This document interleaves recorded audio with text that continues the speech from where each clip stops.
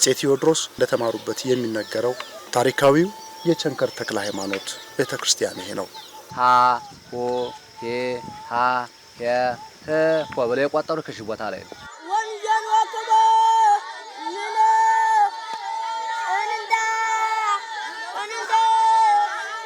ወደዚህ ወደ ማህበረ ስላሴ ገዳም መጥተው ከመምህር ገብረ መሲህ ከሚባሉት አባት ተምረዋል። ካሳ ኃይሉ በቸንከር ተክለ ሃይማኖትና በማህበረ ስላሴ ከተማሩ በኋላ ከዛ በኋላ ለጌታ አድረው ብዙ ጊዜ እዛ ሲያገለግሉ ከቆዩ በኋላ ተዋጉ፣ አቸነፈ። ብዙ ሰው ብዙ ነው አቸነፏቸው። ጋብቻቸው የተፈጸመው ቸርገር ተክለ ሃይማኖት ነው።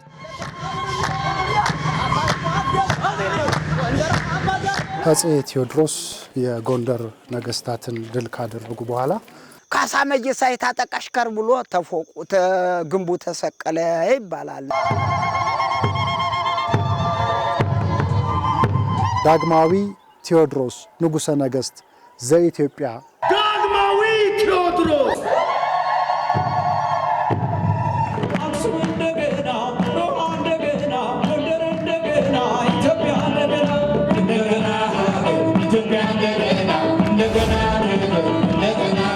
ይሄ በእጃችሁቤ ከግሪክና ከጀርመን በስጦታ እንድትሰጣችሁ የተነገረለት ደወል ነው። ካረፉ ጀምሮ አስከሬናቸው እዚህ በክብር አርፏል።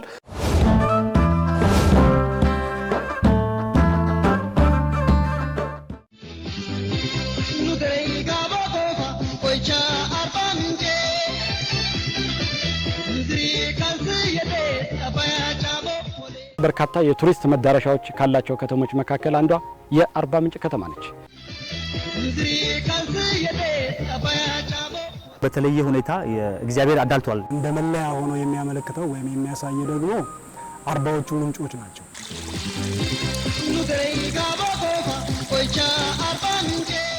የናይል ክሮኮዳይል የሚባለው የአዞ ዝርያ እዚህ ሐይቅ ላይ ነው የሚገኘው።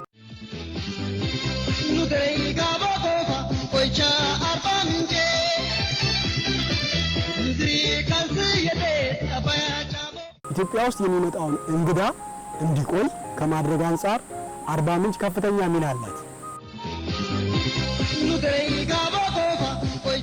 በአመት በአማካይ 35 ሺህ የሚደርስ ኢትዮጵያውያን ሊጎበኙ ይችላሉ።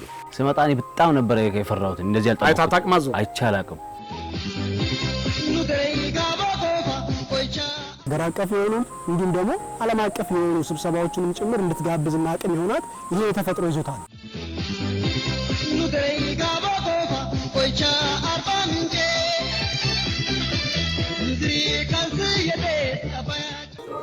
እምንሰማውና እምናየው አይገናኝብኝም። ሁለተኛ የምድር ገነት መባል ነው የቀራት። በፍቅር በህብር በሰላም የሚኖርበት መሆኑ ለየት ያደርገናል። ቱሪዝም እምቅ ሀብትን ለማየት የሚመጣው እንግዳው በከፍተኛ እየጨመረ ነው ያለው። ቱሪዝም ከምንም በላይ ሰላም ይፈልጋል።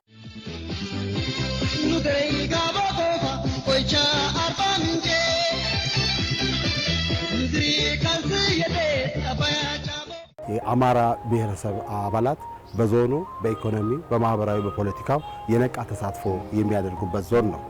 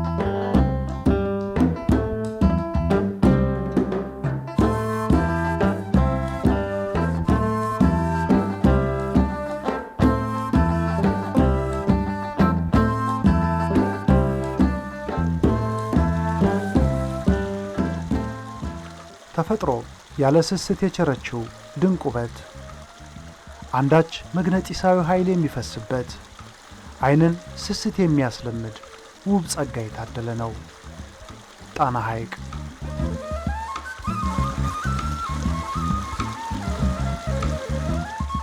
የጎርጎራ መናፈሻ ነው።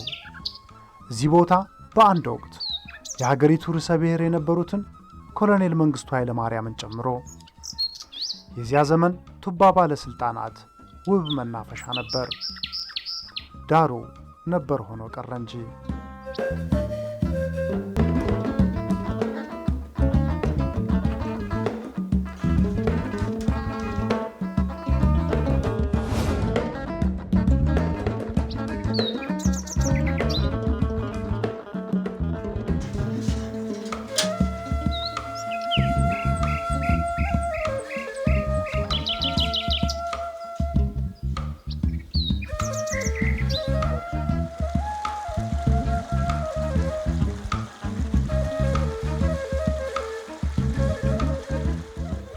የዳግማዊ አጼ ቴዎድሮስን ታሪክ ተከትለን ከተወለዱበት ቦታ ከቋራ ተነስተን ከዛ አድካሚ ጉዞ በኋላ እዚህ ጎርጎራ አዳራችንን አድርገን ወደ ቸንከር ተክለ ሃይማኖት ልናቀና ነው።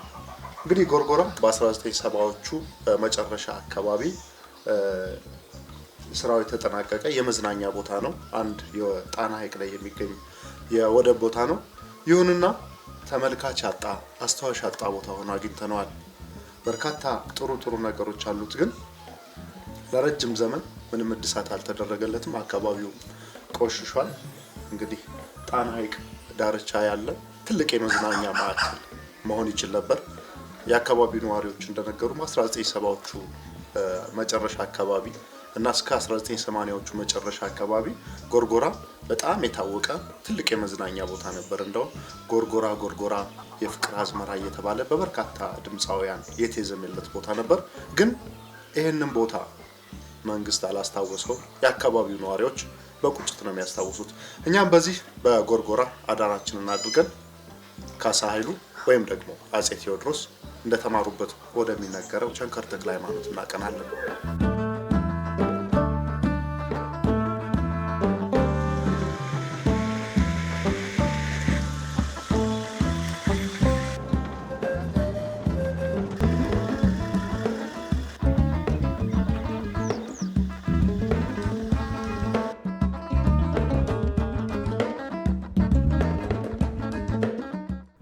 ለጥ ባለው የደንቢያ ሜዳ ወደ ቸንከር ተክለ ሃይማኖት መዳረሻ በእግራችን አዘገም።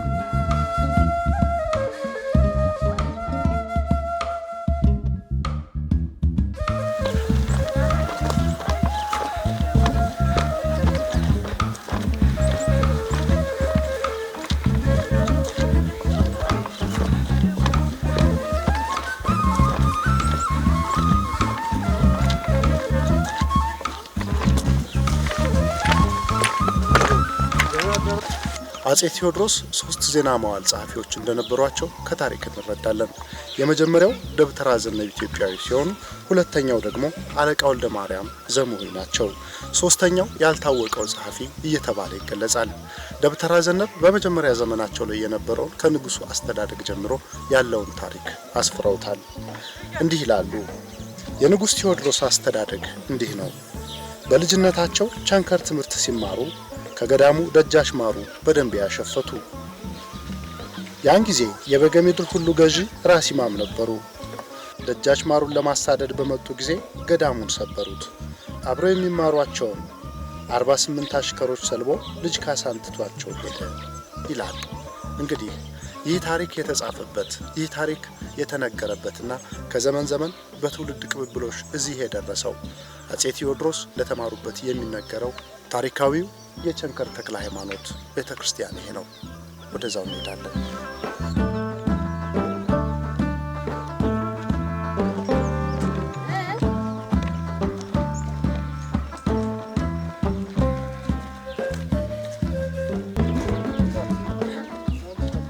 ዘመናትን ያስቆጠረው የቸንከር ተክለ ሃይማኖት ደብር በየጊዜው ጉዳት ቢደርስበትም በአዲስ መልክ እየታነጸ ታሪኩን ይዞ ኖሯል።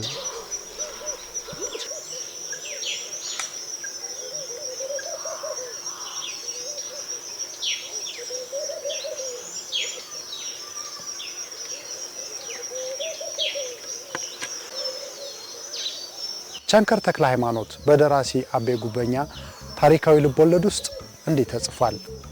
ቸንከር ተክለ ሃይማኖት ከጎርጎራና ከመሃል ደንቢያ ድንበር ላይ ለጥ ካለው የደንቢያ ሜዳ በመጠኑ ከፍ ብሎ ከሚታይ ጥቁር መሬት ላይ ያለ ደብር ነው።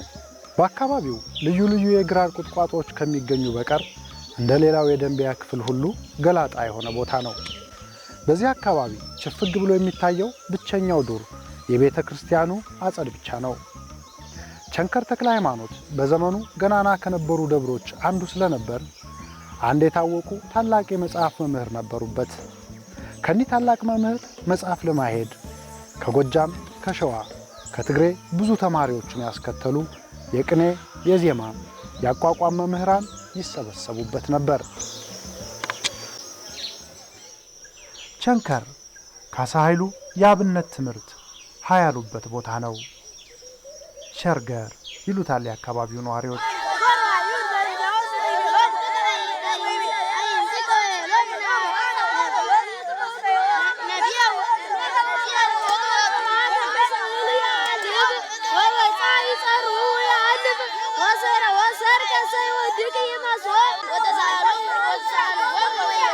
የገዳሙን የአጥር ካብ ተጠግቶ ከሜዳው ላይ የነገሰው ትልቅ ዋርካ አይናችንን ብቻ ሳይሆን ታሪኩ ቀልባችንንም ሳበው።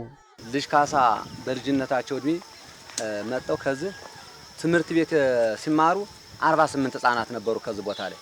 ከነዛ መሃል አብረው 8 ዓመት ከዚህ ቦታ ላይ ነው ፊደል ሀ ሆ ሄ ሀ ሄ ህ ሆ ብለው የቆጠሩ ከዚህ ቦታ ላይ ነው። ይሄ ነው ቦታው ዋርካው የተማሩበት ቦታ ሲባል ይሄ ነው መሰረቱ። እስከዛ ድረስ የአካባቢው ተወላጅ አንድ ነገርም ቢሆን ማንኛውም አንከባክቦ እንደጠበቀው ነው ያለ እስከዛ።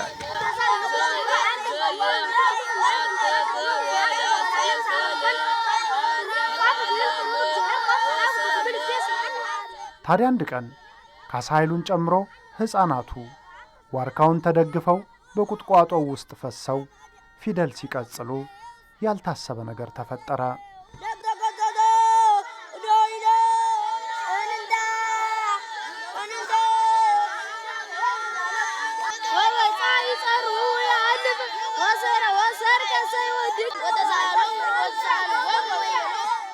ደጃች ማሩና ደጃች ይልማ የሚባሉ ይጣሉ ነበረ በሀገር ግዛት።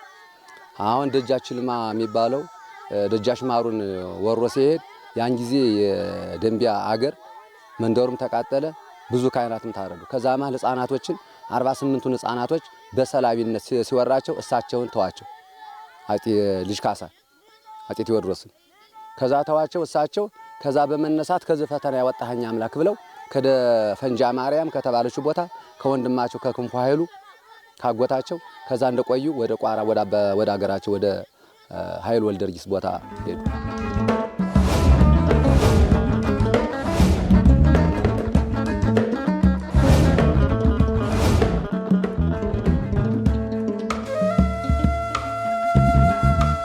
በደንቢያና በቋራ መካከል ያለው የብላቴናው የካሳ ኃይሉ የልጅነት ተረክ ከቸንከር ወደ ቋራ ይመልሰናል። 17 ዓመት ከሞላቸው አይ የሴት ልጅ ሆኖ እኮ ነው ወደ አባቴ ብላ ከባረው ወደ ይሽ ቦታ መጣዋል። በ17 እድሜያቸው ማለት ነው። ቸንከር ኪዳነ ምሕረት አይደል? ኪዳነ ምሕረት ናት እንግዲህ እንትና ተክለ ሃይማኖት ከዚያ ከመርሰው ነው የገቡን እኛ ምንዘው በኋላ ከዚያ መጥተው ከዚህ ከመጡ አባትየው ጋር ከዚህ ቆዩ። ከቆዩ ያው ኃይል እየጨመረ ከ17 18 ከ18 19 ከ19 20 ከ20 ዓመት ሲሞላቸው በየበር ከዚህ ላይ ደግሞ ቅም ይገቡ በየጎዳናው ማለት ነው ሲገቡ እዚህ መካከል እናት አባት አሁን ደግሞ ሴት ያሳደገው ልጅ መጥቶ የሚቆላኝ ለኔ ምን ያረጋልኝ ብለው ደግሞ አሁንም በአመታቸው ከባረዋል። ካሳ ኃይሉ እድሜውና ኃይለኝነቱ እየጨመረ ሲመጣ ቋራ ፊት ነሳቸው። እናም ደንቢያን ይገዙ ወደ ነበሩት ወደ እናቱ ዘመዶች ተመለሰ። ያጎትየው አይ እንግዲህ ባይማር አይደል ብለው በ21 ዓመታቸው ወስደው ማይብረ ስላሴ ሰጧቸዋል። አስተምሩልኝ ቢያውቅ ጥሩ ባውቅ እኮ ይህን ሁሉ አይሰራም። አስተምሩን ሸሽጋችሁ አስተምሩን የሚለው ከ21 ዓመት 22 23 3 ዓመት ማለት ነው። እንደው ሀ ብለው ንባብ አንበው ዳዊት ደግመው በስመ አብ ብለው ውዳሴ ማርያም ዘልቀው መልካ ማርያም መልካ ኢየሱስ ግብረ ዲቁናን ጨረሱ በ3 ዓመት።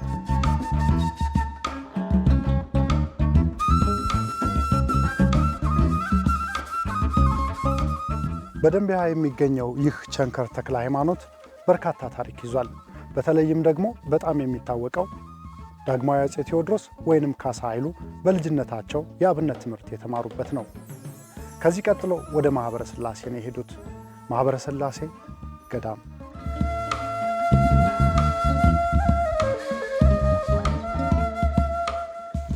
በመተማ ወረዳ የሚገኘው ጥንታዊው የማኅበረ ሥላሴ ገዳም በ4ኛው መቶ ክፍለ ዘመን በአቡነ አምደ ሥላሴ አማካኝነት ነው የተመሰረተው። ካሳ ኃይሉ ከማኅበረ ሥላሴ ገዳም ጋር ምን የታሪክ ግንኙነት አለው? በባዶ እግራችን ግዝት በርን ማለፍ ግድ ይለናል። ይህ የገዳሙ ሥርዓት ነውና። በ1811 በቋራ ሻርጌ በተባለች ቦታ የተወለዱት ካሳ ኃይሉ በተለያየ ቦታ ላይ ሃይማኖታዊ፣ ፖለቲካዊና የጥበብ ትምህርታቸውን ተምረውበታል። በተለይም ደግሞ እዚህ አሁን በባዶ እግሬ የደረስኩበት ማኅበረ ሥላሴ ገዳም ውስጥ ይህ የምታዩት መምህር አምባ ይባላል። የገዳሙ አባቶች እንደሚናገሩት አፄ ቴዎድሮስ ታሪክ፣ ፖለቲካና ጥበብ የተማሩበት ይህ አካባቢ ነው። በመጀመሪያ አፄ ቴዎድሮስ በሕፃንነት የእድሜ ጊዜያቸው ወደዚህ ወደ ማኅበረ ሥላሴ ገዳም መጥተው ከመምህር ገብረ መሲህ ከሚባሉት አባት ተምረዋል። በመጀመሪያ ፊደል መቁጠር ያው በገዳሙ ወይም በወቅቱ የነበረው የትምህርት ደረጃ ማለት ነው።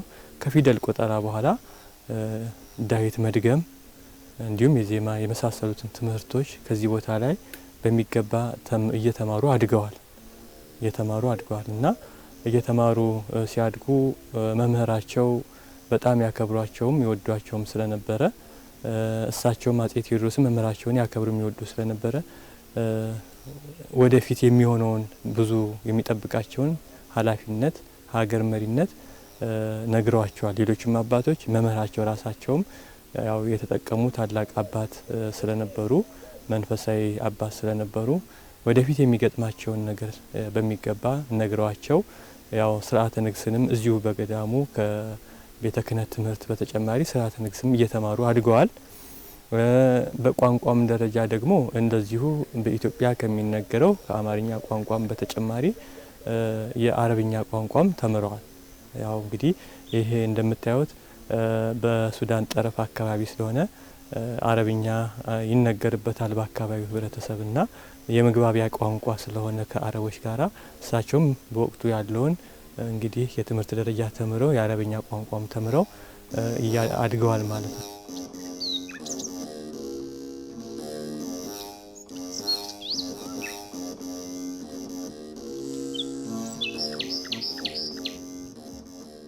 ከእርግዝናቸው ጀምሮ ትንቢት በመሰለ ታሪክ የተደወረው የካሳ ኃይሉ ተረክ በወጣትነታቸው ዘመን በሰላም አብረዋቸው ካደጉት ከወንድማቸው ከደጃች ክንፉ ቤት ሌላ ፈተና ይዞ ብቅ አለ። ወንድምየው እዛ አስተዳሪ ገዢ ነበሩ እና ሁልጊዜ ይፈሩ ነበረ። ምንድነው የሚነገር ንግርት ነገር ነበር። ምንድነው የሚነገረው ንግር? ያንተ ልጆች ያንተን ግዛት አይገዙም፣ ይሄ ካሳ የሚባለው ግን ይገዛል የሚባል ወሬ እነዚህ ትንቢት ተናጋሪዎችም ምኖችም ይናገሩ ነበር እና ይሄን ሰምተው ልጅ ክንፉ በጣም በቃ ይጠራጠሩ ነበር። ልጆች እነ ይልማ እነ መኮንን ክንፉ ግዛቱን እኮ አይወርሱትም፣ የሚወርሰው እኮ ልጅ ካሳ ነው የሚባል ትንቢት ነበረ። ይህን ነገር ሲሰሙ እኛ አጎታቸው በወንድማቸው ልጅ ቅናት አደረባቸው። የኔ ልጆች ሳይነግሱ ይሄ ሊነግስ ነው ወይ እያሉ እሳቸው ግብር እያስበሉ እየተበላ እየተጠጣ እያለ ያንን ግብር ድሮ ግብር ሲያስበሉ መኮንኖች ነገስታቶች ምን ያደርጋሉ? እንዲህ አድርገው አንጠልጥለው ነው ይዘው እንዲህ አድርገው እንዲያርገው ተይዞ እንደዛ ሞሰብ ላይ እየተቆረጠ የሚበላ አሁን ከደጃፍ ይዘፈን ነበር። ምግብ ሲቀርብ በደንብ በደስታ ነበር የሚበላ ነበር በፍቅር። አሁን እዛ መሃል እኒ ከልጅ ካሳ ከልቦናቸው ወደ ዘፈኑ አይመሯቸው ወደዛ ሲመሰጥ እንዲዞር ብለው ቢያዩ ወደ ዘፈኑ እየተመለከተ ያን ጊዜ በዛ ምክንያት ልጆች አይነክሱም ሚነክሰው ካሳ ነው የሚባል ስሜት ስለነበረባቸው በያዙት ካራ ሊወጓቸው ሲሰነዝሩባቸው ያን ስጋ ጥለውት ሸሽተው ጥለው ይሄዳሉ። ከሄዱ በኋላ ወጣው ከምን ያድራሉ? ከደጃች ማሩ ከግቢው ያድራሉ። ከግቢው እንዳደሩ ተዛ ከምግቡ ያደሩ ሰዎች አንተ ደጃች ክንፉ ምን ነገር ተሰማቸው? ትናንትና እኮ የወንድማቸው ልጅ ያን እኮ ወቅተውት ነበር። እንዲህ የሚባል ወሬ እኮ አለ። እንዴት ያለ? እነ የልማ ክንፉ እነ መኮንን ክንፉ አይነግሱም፣ ሚነግስ እኮ ካሳ ነው እየተባለ ሲባል በዛ ምክንያት ነው እኮ በዛ ስሜት ነው ሊወጉት የነበር ሲባል እኒ ልጅ ካሳ ከግቢው አጥር ነበሩ። ካሳ ኃይሉ ነቃ ይሉና ቀጥታ ወደ ቤት ሳይመለሱ ወደ ጎጃም ሄደው ለጌታ ያድራሉ።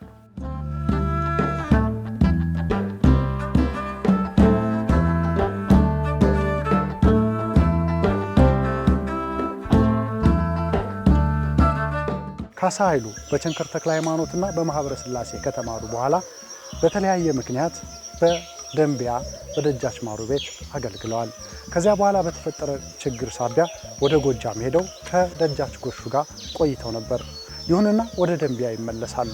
ከዚያ በኋላ በቋራ በረሃ ሽፍትነት ይቆያሉ።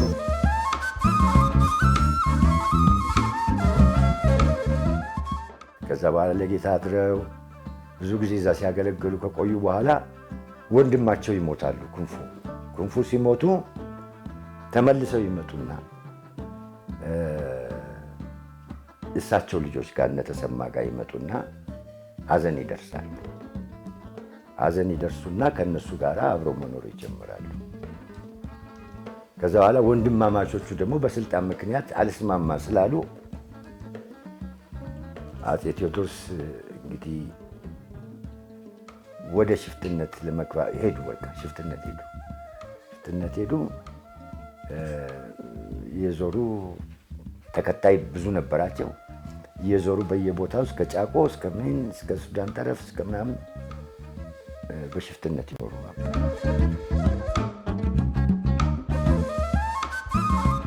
ካሳ ኃይሉ ቋራ ከወረዱ በኋላም ቢሆን በወቅቱ ዙፋን ላይ የነበሩት አፄዎች ትንቢታቸውን ይፈሩት ነበርና ከማሳደድ አልቦዘኑም። ካሳም ቢሆን የንግስና ትንቢታቸው ይበልጥ ወደ ተበሰረበት ሥርዓተ ንግስና ወደ ተማሩበት ማኅበረ ሥላሴ ገዳም ዘወር ማለታቸው አልቀረም። የፈሩት አልቀረምና እዚያም ጦር ተላከባቸው። መለኩሶች የዛን ጊዜ ሸሽገው ወስደው በጅራ በረሃ ገቧቸው። ጅራ ማለት ወንዝ አለ በዚህ ሽንፋ ወደዚህ ነው፣ ጅራ ወደዚያ ነው። አሁን ከተማ ሻሽጌ ሆናለች ጅራ በረሃ ላይ። እዚያ ላይ ገቡ። አውጣ የለምን ያላውቅም አውጣ እኔ ያላውቅም ብሎ መለኩሴዎች ሲጨፍሩ ከዚህ ይሆናል ብለው መልክ ያለውን ከመለኩሴም ቆብ ለብሶ ነው አውቆም ያላግጠነ ብሎ 62 መለኩሴ አርዶ ወጣል። ወታደሩ ከገዳሙ ያለው መለኩሴ ኧረ አሁንም አለ ጅራ ተብሎ ደግሞ አሁንም ታዘዘ ጦር ደግሞ ይባላል። ከዚያ ሲመጡ በጅራ ሲሉ ከታትለው መጡ። ከጅራ ወፍታ ዘለቁ። አሁን ወፍታ ዘልቀው ሙሰየው አርካ ይባላል። ጦርነት ጀመሩ። ተዋጉ። አቸነፈ። ብዙ ሰው ብዙ ነው። አቸነፏቸው። ንጉሥ ዋሻ የሚባል አለ በዚህ በጥባጋ። ከዚያው ንጉሥ ዋሻ ገብተዋል። 4 ወር ከዚያ ዋሻ ተቀምጠው አሁንም ከዚያ ዋሻ ተደረሰባቸው። ኧረ ምትያዝ ነው ብለውንም ደግሞ አንዳንድ አይጠፋም ሲላቸው እዚያ አንስተው ዳግንጌ ገብርኤል የሚባል ጣምጣሜና የሚባል አለ ሄደው የሰኔ ማርያም ዕለት ገብተዋል።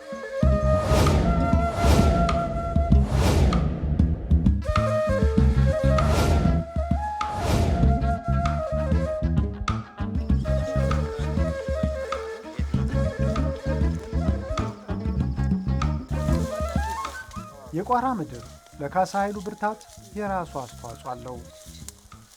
ከምንጩ እየጠጣ በዋሻዎቹ እያደረ ኃይሉን አበረታ። ስሙ እንደ አበባ ፈካ፣ ካሳ ባለ ትንቢቱ፣ ካሳ የቋራው አንበሳ እየተባለ ተዘፈነለት።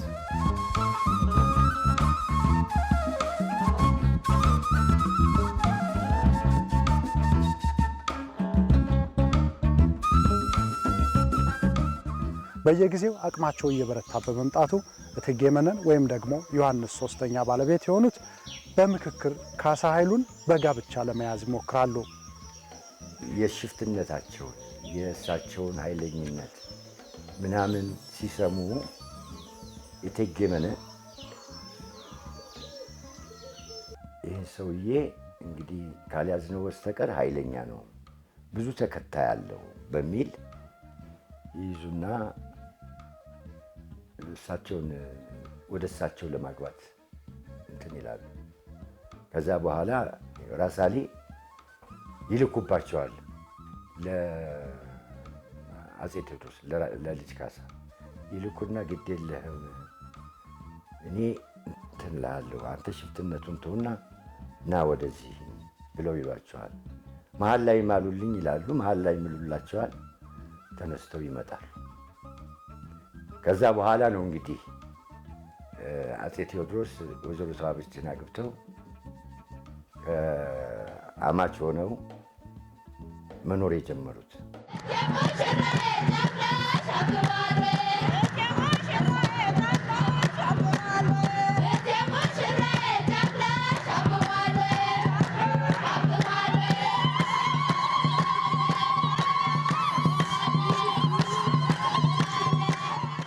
የካሳ ኃይሉ የኋላው አጼ ቴዎድሮስ ታሪክ እንደ ውልደታቸውና አረፍታቸው ቦታ ሁሉ ጋብቻ የፈጸሙበት ቦታም ሁለት ቦታ ሆኖ በድርሳናት ላይ ሰፍሯል።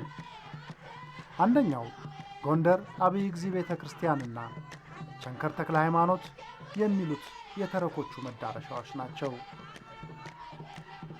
የቸንከር ተክለ ሃይማኖት አባቶች በብራና የሰፈረ ሐሳብ ይዘናል፣ የካሳ ኃይሉ ጋብቻ የተበሰረው ቸንከር ተክለ ሃይማኖት ነው ሲሉ ይሞግታሉ። አስረጃ ያደረጉት ደግሞ በዚህ ቦታ በመማራቸው ነው።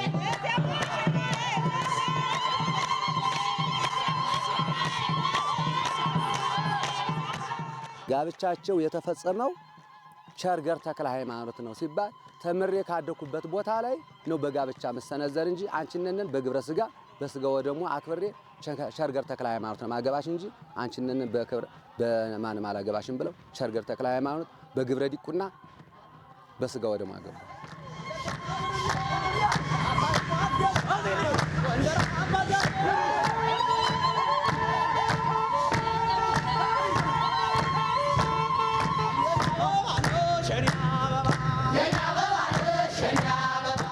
ካሳ ኃይሉ አንዴ ቋራ ሌላ ጊዜ ደንቢያ እየተመላለሱ ኃይላቸውን አደራጁ። ይሁን እንጂ ይህ ሁኔታቸው ደስ ያላላቸው እቴጌ መነን ትንኮሳ ጀመሯቸው። እናም ካሳ ኃይሉ ከወታደሮቻቸው ጋር ተማምለው ቆርጠው ሲወጡ ቸንከር ምስክር ነበር። ኋላም ደግሞ ውትድርና ሲጀምሩ ደግሞ ወደ ቋራ ሲሄዱ ሁለት በሬ ሎጋና ቦለድ የሚባሉ በሮች ሁለቱን አርደው 50 ወታደር እንግዲህ እኔ ቆርጫለሁ እንደኔ ቁረጡ እያሉ በአራቱ ማዕዘን ስጋ ወሮ የተነሱ ከዚህ ቦታ አለ። ቦታውም አለ ይወልደ ይሳይሉ ቦታ።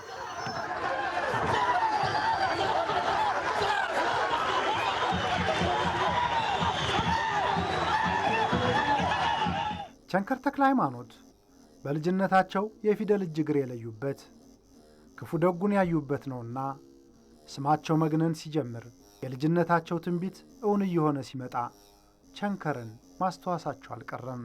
ተኮሶ የተሰራ ከበሮ፣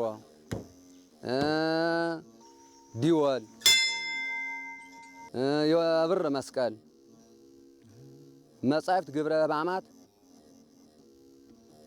ገድለ ተክለ ሃይማኖት፣ ስንክሳር የመሰሉትን ንብረቶች ለቤተ ክርስቲያኑ አስረክቧል። ከበሮ አለ፣ አሁን ዲወሉም አለ። ብሩም እሳት በልቶት በ66 ዓመትን ባልታወቀ ምክንያት ተቃጥሎ ነው እንጂ አሁን ጎራዳው እስከዝም ድረስ አለ፣ እስከዝንትኑ አለ። ይህ ግማሹም አለ ይታያል። ያን ነው አስደግድቀኝ ጠመንጃ የራስ አክሊል አለ። ያው በጋን ጊዜ በ66 ዓመትን ባልታወቀ ምክንያት ሲቃጠል ቤተ ክርስቲያኑ አብሮ ተበላ። ዕቃ ቤቱ ከደረመሰና ተበላ። ዕቃ ቤታቸውም አለ። የተማሩበት ዛፍም ያው ይታያል። ትልቁ ዋርካ ነው። የዚያን ዘመን ታሪክ ይዞ ዘመን የሚሻገረው የካሳ ኃይሉ የኋላው የአፄ ቴዎድሮስ ማስታወሻዎች ዛሬም ስማቸውን በደግ የሚያነሱ ሆነዋል። ይህ አስደግድቀኝ ነው የሚባል ምክንያቱም በድሮ ጊዜ ሲዋጉ እነሱ አነጣጥረው ነው የሚተኳኮሱ። አንዱ ጥይት ታለቀበት ልበለው ልግደው ላይ ነው። ምክንያቱም በርቀት ስለሚተኳኮሱ ይህ ጥይት ካለቀበት ይቆይና ቆይ ጥይት ጨርሻለሁ አስደግድቀኝ ላግባ ይላል። በዚህ አገባሪ ያም ይዘግባል የሚዘግዛል። ማን ተኳሽ ነው? ከዛ በኋላ ተነጣጥረው ነው የሚተኮሱ መታቱ ነበር። ስለዚህ ይህ አስደግድቀኝ ይባላል። የዛ አይነት 14 ጠመንጃ ለዚህ ገዳም ለቦታው ለገዳም መጠበቂያ ሆነው ሰው የንጉሱ ዱካ ያረፈባቸው ታሪካዊ ቦታዎች ተዘንግተዋል። ቸንከር ተክለ ሃይማኖትም የዚህ ዕጣ ደርሶታል። ታሪኩን ሰምተው ለመጓዝ ያሰቡት በመንገድ እጦት ምክንያት ተሰናክለዋል። አሁን መኪና እያለ ተዚህ ለመግባት የተሻለው እንግዲህ ያልተቻለው መንገድ ላይ እዚህ ላይ ተስተናገር ነው። መኪና መንገድ አለመኖሩ ነው። በዚህ ምክንያት ያ መኪና መንገድ ሲያጣ ሲመጣ የነበረው ህዝብ እንግዶቻችንም እየቀነሱብን ሄዱ።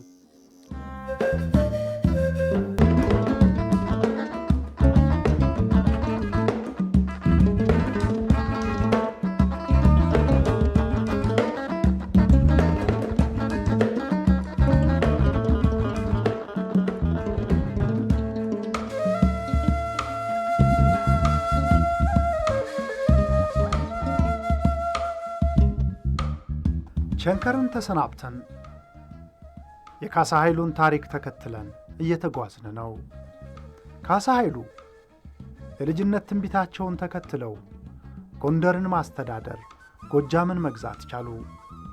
እናም በየቦታው የሚነሳባቸውን ጠላት ድል እያደረጉ ግዛታቸውን እያስፋፉ የትንቢታቸው መዳረሻ ወደ ሆነችው ወደ ንግስና ቦታቸው ወደ ሰሜን አቀኑ። የሰሜኑ ገዢ ደጃቹቤ ይጠብቋቸዋል። እናም ወደ ሰሜን አቀኑ።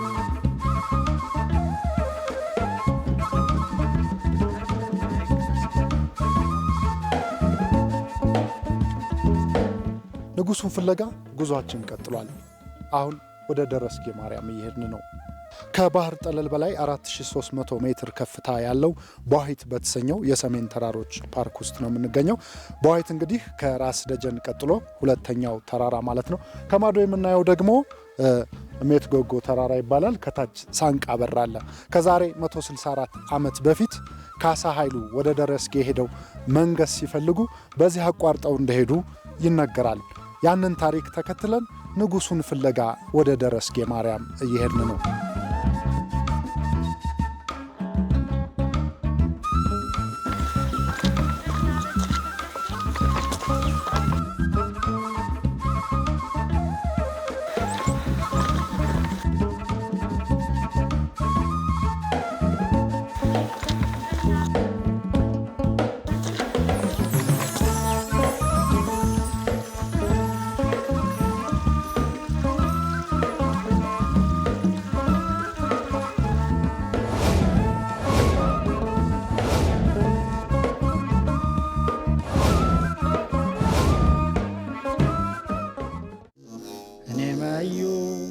ክባይ የምሸሽ ነኝ ወይ ታጠቅ ብሎ ፈረስ ካሳ ብሎ ስም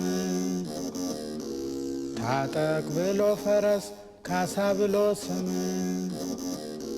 አርብ አርብ ይሸበራል ኢየሩሳሌም። የአፄ ቴዎድሮስን ታሪክ መሰረት አድርገን ለምንሰራው ዘጋቢ ፊልም እንግዲህ በተለያየ ቦታ ተንቀሳቅሰናል። አሁን የምንገኘው ደግሞ ጃናሞራ ወረዳ ደረስጌ ማርያም ቤተክርስቲያን ነው። ወደ ቤተክርስቲያን ውስጥ እየገባን ነው። አፄ ቴዎድሮስ የጎንደር ነገስታትን ድል ካደረጉ በኋላ ለመናገሻ የመረጧት መሆኗ ይታወቃል። ደረስጌ ማርያም እንግዲህ ደረስጌ ማርያም ከተመሰረተች 330 ዓመት ያክል ተቆጥሯል። መጀመሪያ የተሰራችው በ1682 ዓመተ ምህረት ነው። 333 ዓመት አካባቢ ሆኗታልና ከዚያ በኋላ ደግሞ የሰሜን ገዥ የነበሩት ደጃች ውቤ በ1830ዎቹ አካባቢ አሳድሰዋታል። እኔ መዩ ቱርክ ባይ የምሸሽ ነኝ ወይ ታጠቅ ብሎ ፈረስ ካሳ ብሎ ስም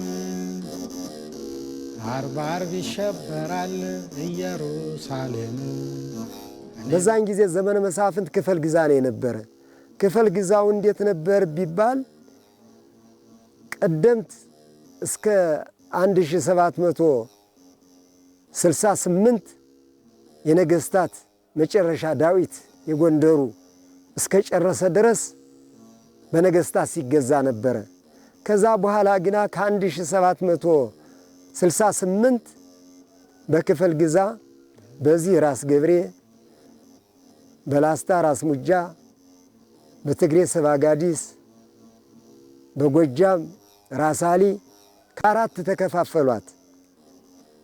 ከአራት ተከፋፍለው ይህን ከባህር ወዲህ ራስ ገብሬ ሲገዙት ራስ ገብሬ 30 ዓመት እንደገዙት ልጅየው ኃይሉ እሳቸው አረፉ። እሳቸው ሲያርፉ ማን ተተካ? ራስ ኃይሉ። ራስ ኃይሉ 20 ዓመት እንደገዙ ደግሞ አረፉ። ሲያርፉ ማን ተተካ? ክቡር ደጃማቹቤ። ክቡር ደጃማቹቤ በመቼ ተተኩ ቢባል በ1818 ዓመተ ምህረት ተረከቡ። በ1818 ዓመተ ምህረት ተረክበው ከዛን ይዘው በዚህ ያለው ምንም ችግር የለውም፣ አሁን እኔ የነገስታት ሀገር ነው ማደርጋተይ፣ በመሳፍንት በክፍል ግዛ መገዛት የለባትም ኢትዮጵያ። ቀድሞ የነገስታት ሀገር እንደነበረሽው አሁንም የነገስታት ሀገር መሆን ያለባት ሲሉ ወደ ትግሬ ሰባጋዲስ ጉልበታሙ ነው ምጽዋን የያዘ ነው። ወደ ትግሬ ጉዞ አደረጉ።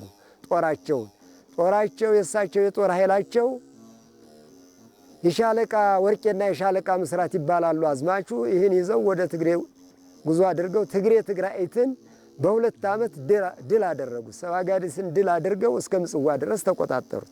እስከ ምጽዋ ድረስ ሲቆጣጠሩት ከዛን ላይ ሰባጋዲስ ለዓለም ነገስታት ሂዶ ከአባቱ ጋር በውል ገብተን ከተከዜ ወዲህ ላይ መጣብኝ፣ እኔም ወደዛ ላልሄድ በውል የነበርነውን ልጅየው አፍርሶ እኔን ድል አደረገኝ ወጋይ ሲሉ ለዓለም ነገስታት አሳሰቡ። እኔ መዩ ቱርክ ባይ የምሸሽ ነኝ ወይ ታጠቅ ብሎ ፈረስ ካሳ ብሎ ስም አርብ አርብ ይሸበራል ኢየሩሳሌም። ደረስጌ ማርያም ቤተ ክርስቲያን ሲነሳ በታሪክ የሚወሳ በርካታ ነገር አለና በተለይም ደግሞ ካሳ ኃይሉ ዳግማዊ ቴዎድሮስ ንጉሠ ነገሥት ዘኢትዮጵያ ተብሎ የነገሰው ደረስጌ ማርያም ቤተ ክርስቲያን ነው። ከደረስጌ ማርያም ቤተ ክርስቲያን ከዚህ ከግንቡ ከካቡ ወይም ደግሞ ከናሱ ጀርባ በ1818 ደጃች ውቤ ለንግስናቸው ያስነቡት ባለ 1 ፎቅ ግንብ አለ። እንግዲህ ንግስናቸውን ለረጅም ጊዜ ሲያስቡት ኖሯል። አልተሳካላቸውም ነበርና ካሳ ኃይሉ ከቋራ መጥቶ የነገሰበት ቦታ ደረስጌ ማርያም ነው። ወደዛው እንሄዳለን። እኔ መዩ ቱርክ ባይ የምሸሽ ነኝ ወይ ታጠቅ ብሎ ፈረስ ካሳ ብሎ ስም ታጠቅ ብሎ ፈረስ ካሳ ብሎ ስም አርብ አርብ ይሸበራል ኢየሩሳሌም። እኔ መዩ ቱርክ ባይ የምሸሽ ነኝ ወይ ሺ ገመድ ሺ ጉራች የሸዋ ፈረስ ሺ ገመድ ሺ ጉራች የሸዋ ፈረስ አንድ ጥርኝ ሆነ ቢዘልቅ ቴዎድሮስ። እሳቸውም ድንገስ እያሉ መላእክተኛው ደግሞ ወዲያና ወዲህ የሚለው ደግሞ ጦራቸው ያለ ሐውዜን ነው። ክቡር ደጃማቹቤ ሁልጊዜ ለቤተ ክርስቲያኗ በዚህን ሰዓት ይመጣሉ። እምታገኛቸው ብቻቸውን ነው። በዚህን ጊዜ ብትሄድ የሚያድሩ ከእንዲህ ያለው ነው፣ የሚያድሩ ከእንዲህ ያለው ነው። አንተም ከእንዲህ ያለ እያደርክ እሳቸውን አንተ ከዛ ስትደርስ እሳቸው ከመንገድ አረው የምታገኛቸው የሚል ጠቋሚ ይዟል። ይህን አድርጎ ሲመጣ ጠቋሚ ሲይዝ ጋይንት ላይ ሲደርስ እሳቸው መነሳታቸውን ሰምቷል። ንፋስ መውጫ ጋይንት ላይ እሳቸው መነሳታቸውን ሲሰማ ከዛ ላይ የጋይንት በረኛ አንሰድህም፣ ስምህ ማን ትባላለህ? እኔ ደረቅ ስንቅ ነው ይዤ ያለሁ፣ ዝም ብለህ አሳልፈን ስደደኝ ብለዋል የጋንንትን በረኛ። አይ አንሰድህም፣ ስምህን ንገረን። ስሜን ምን ታደርገው?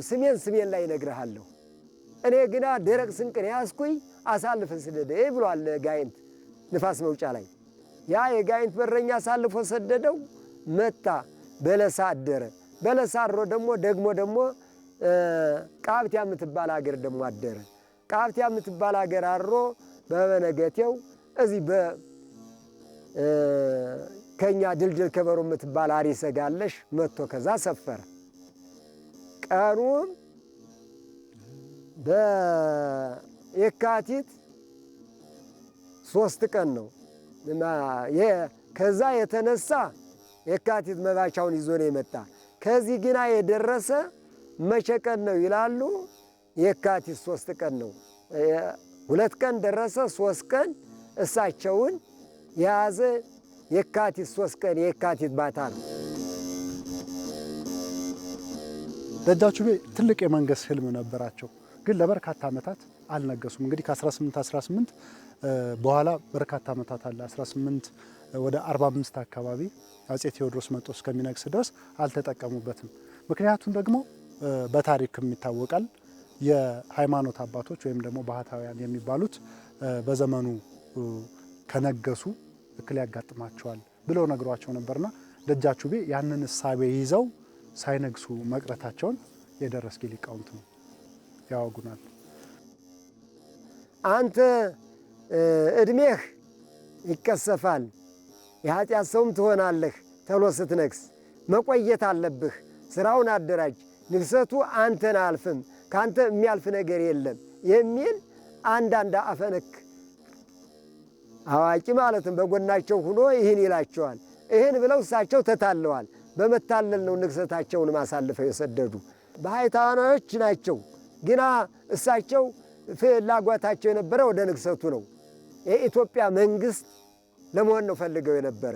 እነዛ ሲነግሯቸው ግና ምንጊዜም ንግሰቱ አልፈኝም፣ የእነዚህን አባቶች ታሪክ ማክበር አለብኝ ብለው ቃል ማክበር ነው ወደ ኋላ የቆዩት። በ26 ያስገደሙ 27 28 29 30 በ30 ግንቡ አለቀ። በዛን ጊዜ ነበር መንገሻቸው። እሱም ከድልድል ከበሮ አድሮ በሌሊት በጨረቃ በንጋት ጨረቃ ሂዶ ከዛች ካደሩበቱ ንጋት ማልዳ ከድንኳናቸው ሲወጡ አንድ የቤት አሽከር ሙቷል። ያን የቤት አሽከር መትቶ እሳቸውን እጃቸውን ይዞ ማርኮ የካቲት 3 ቀን ቀኑ ዓርብ ቀን ነበረ ይላሉ። የዛን ቀን እሳቸውን የያዘ በመጣበቱ እሱ በመጣበቱ ድልድል ከበሮን አድርጎ ቃብቲያን አድርጎ በለሳን አድርጎ ወዴት ሰደዳቸው? መቅደላ። የእሱ እንትኑ መቅደላ ነው የነበረ። በኋላም መናገሻ ያደረገ እሱ የተቀመጠበት ደጃማችን አላመጣቸውም። በዛች እሱ በመጣበት አድርጎ ነው የሰደዳቸው። እሱ ነው ወዲህ መጣ። አሁነ ሰላማንም አገኘ። ይሄን ካህናትም ደወሉን ምተዋለ። የዛን ጊዜ በመዘወር ነበር የሚደወል። ይህ ደወል በመዘወር ሲደወል የት ጋሻ ጃግሬ በሙሉ ከሰላም ገበታች ያለ አገር በሙሉ እስከ ወገራ ሲሰማ ነበር በመዘወር ሲደወል። ከዚህ ይሄ ቅዳሜ በሙሉ ይህ ህዝብ ተከወነ። ቅዳሜ ህዝብ ተከውኖ ዕቃ ሲቆጠር ዋለ። ዕቃ ሲያስቆጥር ዋለ። ዕቃውን ሲያስቆጥር ውሎ አድሮ እሁድም ደግሞ ሲያስቆጥር እሳቸው ሊነግሱባት የነበረሽውን ዘውድ አገኘ። የእኔን ንብረት አግኝቻለሁ፣ እንግዲህ ይህን ዕቃ ማንም እንዳይነካ ሲል ያችን እሳቸው ሊነግሱባት የነበረውን ዘውድ አስቀምጦ ሌላውን ዕቃ በማይተም እየመታ መጽሐፍንም ሆነ ዕቃም አንድ መንግስት አልፎ አንድ መንግስት ቢያልፍ ይህን ንብረት ማንም እንዳይነካ ጎንደር ላይ መጦ መናገሻው ላይ ነግሳለሁኝ ብሎ ሲል አይ መንግስት ነግሳለህ፣ የጎንደር መኳንንት የጎንደር ባላባት መንግስት ነግሳለህ፣ ነገር ግን የቆለኛው መንግስት ብለን ነው ምናነግስህ ብሎ ሲሉት አራ የቆለኛው መንግስት እሳ እንዴት ከትውልዱ ተዘሩ የለሁንኝ ብሎ አይ እንግዲህ ይሄ ተሆነ የቋራ ባላባት ጠርቼ አርስቴንና ትውልዴን ጠይቄ ነው ተብሎ እንደገና የቋራ መኳንንቶች 7 ናቸው ይባላሉ። መቼም ስማቸውን ባልዘው እነሱ ሄደው የራስ ወልደሉል የጎንደሩ የመንጣሪው ልጅ ሁኖ ቆይቶ የፋሲል ሁሉ ተብሎ ካሳ መየሳ የታጠቀ አሽከር ብሎ ተፎቁ ተግንቡ ተሰቀለ ይባላል እንሰማለን።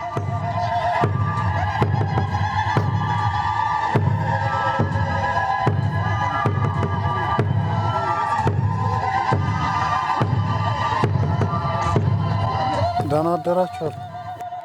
እንደምን አደራችሁ?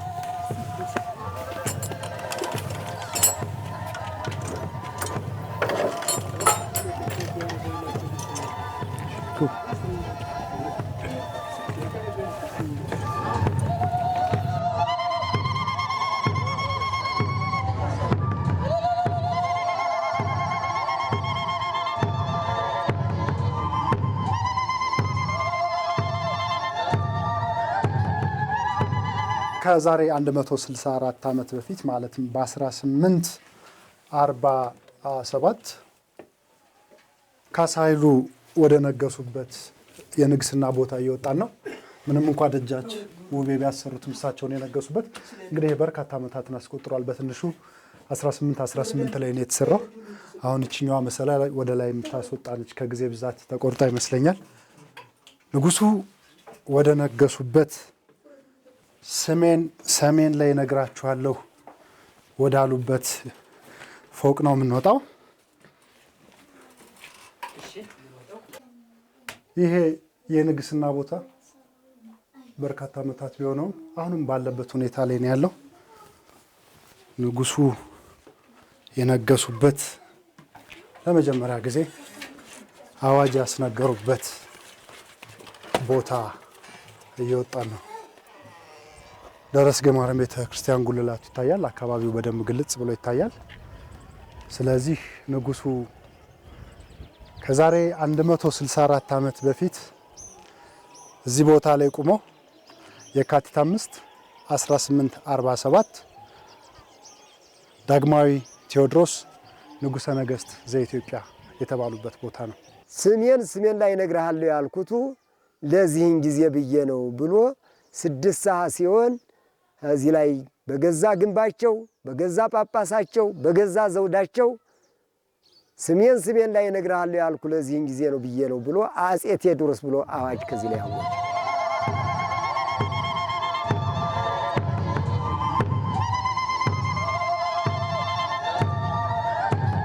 አገሬ ሕዝብ ሆይ እነሆ በቃሌ መሰረት ዛሬ ስሜን እነግርሃለሁ። ስሜን ቴዎድሮስ ነው። ዳግማዊ ቴዎድሮስ። አክሱም እንደገና፣ ሮማ እንደገና፣ ጎንደር እንደገና፣ ኢትዮጵያ እንደገና፣ እንደገና ኢትዮጵያ እንደገና፣ እንደገና በአጼ ቴዎድሮስ ዙሪያ በርካታ የሀገር ውስጥ እና የውጭ ደራሲያን እንዲሁም የታሪክ ተመራማሪዎች በርካታ መጽሐፍትን ጽፈዋልና በየመጽሐፎቻቸው የሚገልጿቸው ታሪክ የተለያየ ነው የሚሆነው። እዚህ ደረስጌ ማርያም ላይ ስንመጣም ከንግስናቸው ጋር ተያይዞ የሚነሳ በርካታ ሀሳብ አለ። በተለይም ደግሞ ስማቸውን ካሳ ኃይሉ የሚለውን ስማቸውን ለምንድን ነው ቴዎድሮስ ተብለው ዳግማዊ ቴዎድሮስ ንጉሠ ነገሥት ዘኢትዮጵያ ተብለው የነገሱበት ምክንያቱ ምንድን ነው የሚለውን በርካታዎቹ ከሃይማኖት መጽሐፍ ጋር ከፍካሬ ኢየሱስ ጋር ያያይዙታል። እንግዲህ ደራሲ አቤ ጉበኛ አንድ ለእናቱ በተሰኘው ታሪካዊ ልቦለዱ ውስጥ የአጼ ቴዎድሮስን ታሪክ ሰፋ ባለመልኩ ጽፎታልና የመጀመሪያው እትም 1961 ነው የታተመው። ሁለተኛው እትም ደግሞ 1983 ነው።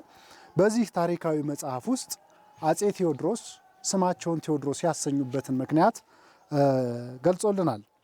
ቴዎድሮስ የተባለ የሰላምና የበረከት ንጉሥ ይነግሳል። በሱ ዘመን አንድ በሬ ያረሰው አንድ ጥገት የታለበችው ለአንድ ቤተሰብ ይበቃል። በምድር ላይ ፍቅርና ሰላም ጥጋብና በረከት ይወርዳል። ጦርና ሰይፍ ማረሻና ማጭድ ይሆናሉ። እንኳን የሰው የእንጨት ጠማማ አይገኝም የሚለውን ሐሳብ ከፍካሬ ኢየሱስ ወስዶ ካሳ ኃይሉ ስማቸውን ያስቀየሩት ያንን ቴዎድሮስ የተባለውን ንጉሥ ለመሆን ነው። ዳግማዊ ቴዎድሮስ ንጉሠ ነገሥት ዘኢትዮጵያ ብለው አዋጅ ያስነገሩት እዚህ ቦታ ላይ ነው። ግርማዊ ዳግማዊ ቴዎድሮስ ንጉሠ ነገሥት ዘኢትዮጵያ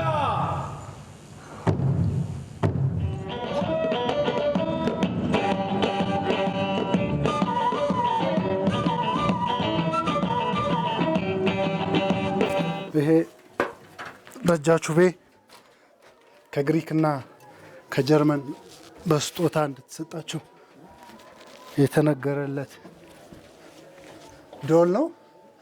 በጣም የሚገርም ነው። በጣም ትልቅ ደወል ነው። ማሪ ቪሪሲያ የሚል ጽሑፍ አለው። በተለይም ደግሞ ላይ ያለው የተለየ ነው። እዚህ ጋር ያሉት እንጨቶች ራሱ ውበታቸው ያምራል። እዚህ ከላይ ያሉት 1818 እስካሁን ድረስ ያለው እንግዲህ በጣም በርካታ ዓመት ነው። ይሄ እንጨቶቹ በጣም ነው የሚያምሩት።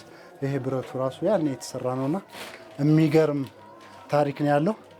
አፄ ቴዎድሮስ እንግዲህ ይህን ደወል አስደውለው ነው ንግስናቸውን በይፋ ያወጁ። እንግዲህ ተክለ ጻዲቅ መኩሪያው የኢትዮጵያ ታሪክ ከአፄ ቴዎድሮስ እስከ አፄ ኃይለ ሥላሴ በሚለው መጽሐፋቸው ላይ በስፋት ገልጸውታል። ያን ጊዜ ንጉሠ ነገሥቱ መንገሳቸው ሲነገር በርካታ ሰው ከዚህ በታች ተሰብስቦ ይሄ ደወል ተደውሎ ነው ንግስናቸው የተበሰረው ማለት ነው። የሚገርም ደወል ነው። እዚህ ጋርም ትንሿ ደወል አለች። ቦታው በጣም አስቸጋሪ ነው ስላለው የሚወረደው። ስለዚህ ወደ ታች እንመለሳለን።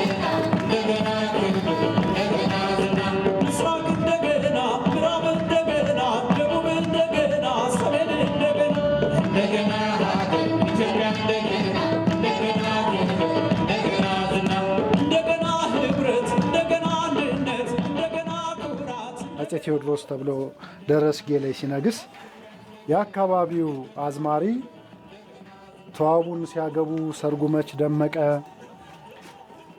ደረስጌ ስናየው መልኳ አንጸባረቀ፣ ፊትማ ሲያገባት ተክሊል መች ነበረው፣ ካሳ ደረስጌ ነው በሕግ የተዳረው እያሉ አሞግሰውታል ይላል ታሪክ። እንግዲህ እኛም ንጉሱ ከነገሱበት ደጃቹቤ ያሰርተውት ሳይነግሱ ከቀሩበትና ካሳ ኃይሉ ዳግማዊ አፄ ቴዎድሮስ ተብሎ በአቡነ ሰላማ እጅ ንግስናውን ከተቀበለበት ቦታ እየወጣን ነው።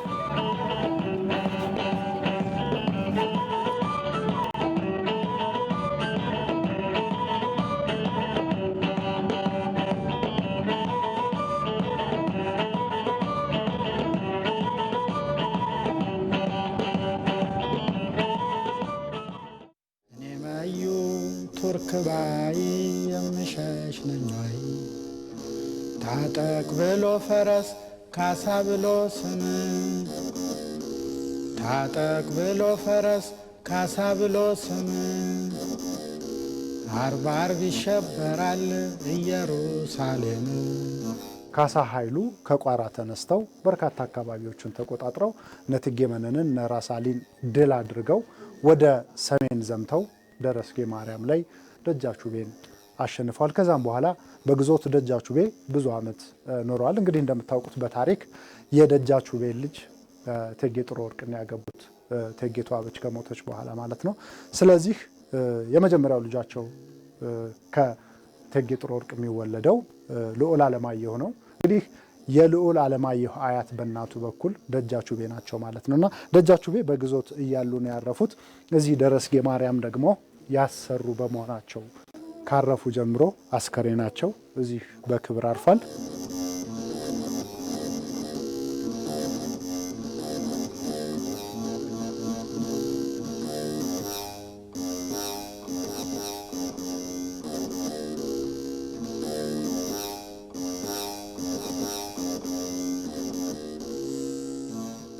ደረስጌ ማርያም አንድ የቱሪስት መዳረሻ እንድትሆን አልመን እየሰራን ነው። የቱሪስት ፍሰቱም አጋጣሚ ከሰሜን ተራሮች ብሔራዊ ፓርክ ስር የሚገኝ ታሪካዊ ቦታ በመሆኑ ተፈጥሯዊ የሆነውን ከካልቸራል ከሆነው ጋር አስተሳስሮ አንድ የቱሪስት መዳረሻ ለማድረግ እንቅስቃሴ ተጀምሯል። ስለዚህ አንድ መዳረሻ ሆና ተመርጣለች። ስለዚህ የሚቀረው በታች አንድ የሚሰራ መንገድ አለ። በመከላከያ ኢንተርፕራይዝ ኮንስትራክሽን የሚሰራ መንገድ አለ። ያ መንገድ እንዳለቀ አንድ የመግቢያ ሩት ነው እንዲያገለግል ደረስጌ በመካነ ብርሃን ገብቶ ደረስጌን ጎብኝቶ ተፈጥሯዊ ወደ ሆነ ወደ ሰሜን ብሔራዊ ተራሮች ፓርክ እንዲያልፍ የማድረግ እቅዶች ይህን ደግሞ ከሚመለከተው ከፓርክ ጽሕፈት ቤት ጋር እየተነጋገርን በሂደት ላይ ነው ያለን። ከዚህም በተጨማሪ ግን እንዲሁ ታሪኩን እያጠኑ የሚመጡ የሀገር ውስጥም የውጭም ቱሪስቶች ይመጣሉ። ያው ከሞላ ጎደል የጉብኝት ስርዓቱ ይካሄዳል በተሟላ ሁኔታ። የጉብኝት ወይም አንድ መዳረሻ ጎለ መስራት ግን እስካሁን የተሟላ የሙዚየም ወይም የቅርስ ማስቀመጫ ባለመኖሩ በ2010-11 ዓመተ ምህረት የክልሉ ባህል ቱሪዝም የሙዚየም እንዲፈቅድልን አድርገን የሙዚየም ግንባታው በሂደት ላይ ያለ ነውና ያን አልቆ ቅርሶቹም ወደዛ ከተደራጁ በኋላ ወደ ተሟላ ጉብኝት እንገባለን የሚል እቅድና እንቅስቃሴ ውስጥ ነው የምንገኝ። ታጠቅ ብሎ ፈረስ ካሳ ብሎ ስም አርብ አርብ ይሸበራል ኢየሩሳሌም። እኔ መዩ ቱርክ ባይ የምሸሽ ነኝ። ሺ ገመር ሺ ጉራች የሸዋ ፈረስ ሺ ገመር ሺ ጉራች የሸዋ ፈረስ አንድ ጥርኝ ሆነ ቢዘልቅ ቴዎድሮስ።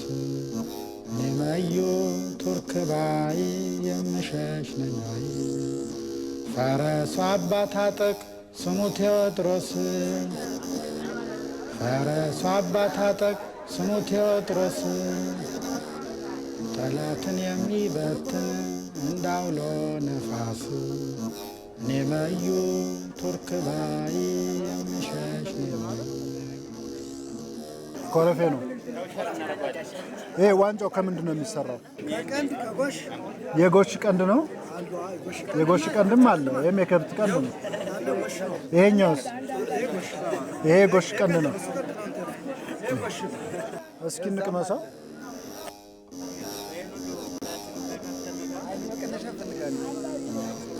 ቆንጆ ነው።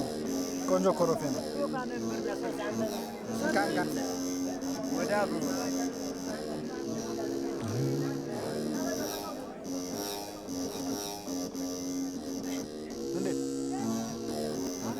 እንግዲህ ይህን በሚያክል ዋንጫ ኮረፌ እየጠጣን ነው።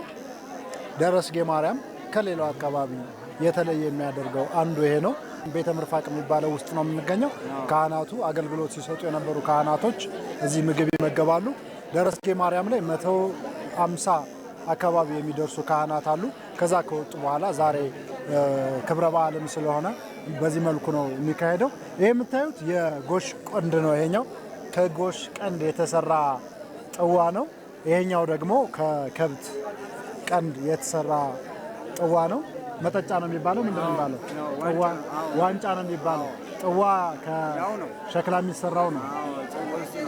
ስለዚህ እዚህ አካባቢ የተለመደ ነው። ደረስጌ ማርያምን የተለየ የሚያደርገው ይሄ ነው። እንግዲህ ኮረፌ በዚህ ትልቅ ዋንጫ ሰጥተውናል። እሱን እየተጎነጨን ነው። ሲጠጣበት ነበር ይላሉ አባቶቻችን። ድሮ በነደጃችሁ ቤ ጊዜ ወይን ይጠጣበት ነበር። በዚህ አልደረሱም። ታሪኩን ነው። እኔ መዩ ቱርክ ባይ የምሸሽ ነኝ። ፈረሱ አባ ታጠቅ ስሙ ቴዎድሮስ ፈረሱ አባ ታጠቅ ስሙ ቴዎድሮስ ጠላትን የሚበትን እንዳውሎ ነፋስ። እኔ መዩ ቱርክ ባይ የምሸሽ ነኝ።